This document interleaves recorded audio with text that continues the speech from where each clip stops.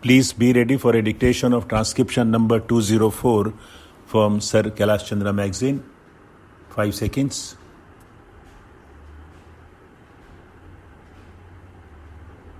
Start. The Industrial Finance Corporation Act was passed in the year 1948 to set up an institution for providing medium and long-term credit to industrial concerns in India.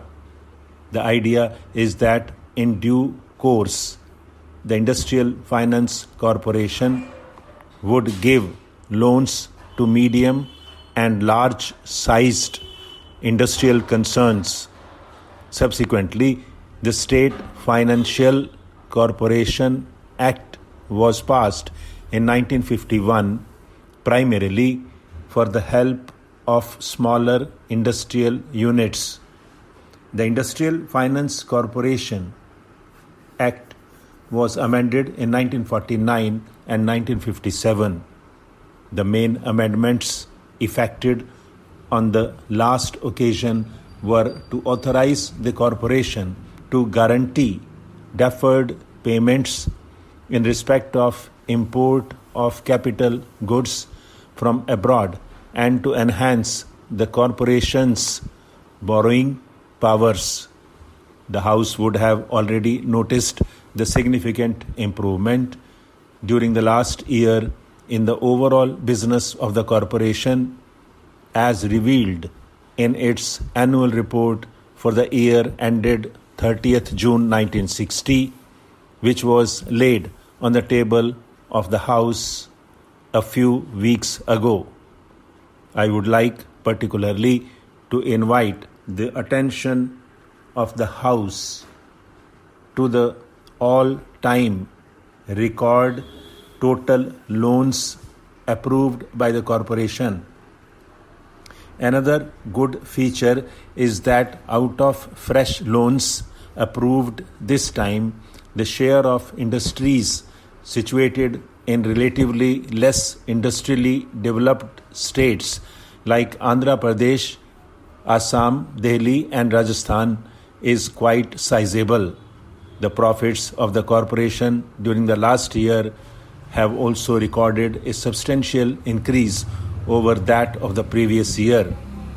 The corporation has been able to augment its reserves appreciably. During the last 3 years, the corporation has paid back to the central government over rupees 25 lakhs on account of the subvention received by it in earlier years for the discharge of its liability to pay a guaranteed dividend. The House may also be aware that for the first time since its inception, the corporation has secured a foreign exchange credit of $10 million from the Development Loan Fund of the U.S. government for sublending to industrial concerns in India. This will further increase the usefulness of the corporation. The progress already achieved by the corporation is substantial, and the role it is expected to play in the coming third plan period would be a significant one. It is therefore desirable to equip the organization at this stage adequately to serve the interest of industry in a wider field. This bill is largely intended to achieve this object. I now turn to explain briefly some of the amendments before the House. It is proposed to amend Section 23 of the Act to widen the scope of the business which the corporation may transact. The corporation is at present authorized to guarantee loans floated by industrial concerns in the public market, but not loans raised by such concerns from banks. It seems but proper that facilities should be provided in suitable cases for industrial concerns to secure bank accommodation on the guarantee of the corporation. Again, the corporation now can guarantee deferred payments for import of capital goods from outside India, but it cannot guarantee deferred payments in respect of capital goods manufactured inside the country. It seems desirable to extend the scope of guarantee of deferred payments to the purchase of indigenous capital goods also.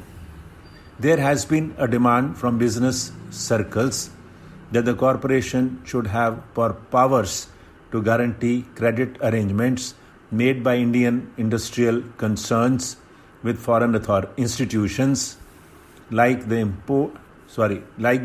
Export-Import Bank of the USA.